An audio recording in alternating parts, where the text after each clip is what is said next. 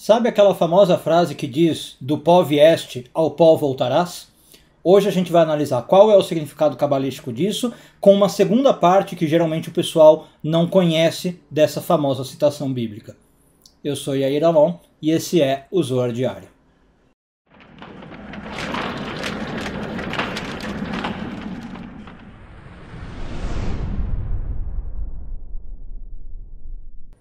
Essa semana encerramos a leitura da porção de Mishpatim, hoje focando nos parágrafos 66 e 67 do Zohar, quinto ano de leitura. A frase que eu mencionei antes da vinheta, do pó vieste ao pó retornarás, ela é bastante famosa, porque ela está inclusive num dos primeiros livros da Bíblia, né? Então geralmente é um livro que as pessoas leem mais. Às vezes, à medida que a Bíblia vai avançando, as pessoas vão largando a leitura pelo caminho. Então isso está lá em Gênesis. Mas essa frase é retomada, tá, em outros lugares da Bíblia, e eu quero analisar com vocês uma dessas retomadas que o Zohar analisa, que aparece lá no final da Bíblia quase, no livro de Eclesiastes. Tá? Se você quiser olhar na sua tradução, eu não vou me preocupar em traduzir literalmente, mas é o versículo 7 do capítulo 12 de Eclesiastes, onde diz mais ou menos o seguinte: realmente, quando uma pessoa morre, o corpo vai voltar ao pó, vai voltar à terra, mas a alma, essa é a segunda parte da citação que eu falei, vai voltar para Deus, que foi quem a deu, né, que deu a alma. E aí o Zohar quer entender o que isso quer dizer. Bom, aqui é um entendimento, eu acho que bastante tranquilo, mas, claro, não custa nada a gente pôr por expresso. A nossa existência, segundo a Kabbalah, ela é dual.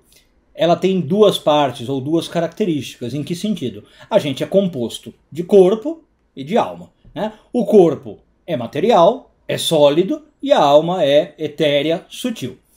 Portanto, o corpo, como material, como sólido, está sujeito a todas as leis do mundo físico, né?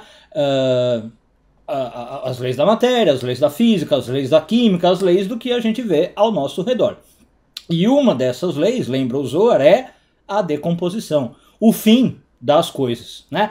Nada que é material dura para sempre. Pode durar muito, mas nunca para sempre, né? Então você tem, por exemplo, substâncias como o diamante, são uma das substâncias mais duráveis da natureza. Inclusive tem a frase, né, os diamantes são eternos, virou um filme do James Bond, né? Mas não são eternos, a verdade é que não são eternos. As coisas têm que chegar a um fim, e esse fim, segundo a Kabbalah, é sempre ligado à Terra, volta para a Terra. Apesar de a gente estar falando do ser humano, foi criado da Terra e volta à Terra, se você parar para pensar, tudo volta à Terra. Você se resume a pó, digamos, né? Você esmigalha a substância que antes era inteira e esse pó se desfaz. Tá? Então essa é a primeira parte da análise. Agora, a segunda parte, a oposição, é o oposto. A gente tem uma parte nossa que não é material, não é corpórea, sólida e, portanto, não está sujeita às leis do mundo. Inclusive, não está sujeito às leis da mortalidade, da decomposição. E aí, tudo que é deste lado vive, portanto, eternamente. Esse é o significado do versículo, falar volta para Deus. Voltar para Deus é sinônimo de eternidade, porque Deus é eterno, Deus não está sujeito também às leis que nós falamos. Agora, aqui tem uma coisa interessante de pensar, que talvez não tenha sido apresentado para vocês nunca.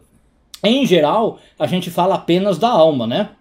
Como tendo essa manifestação eterna, sutil.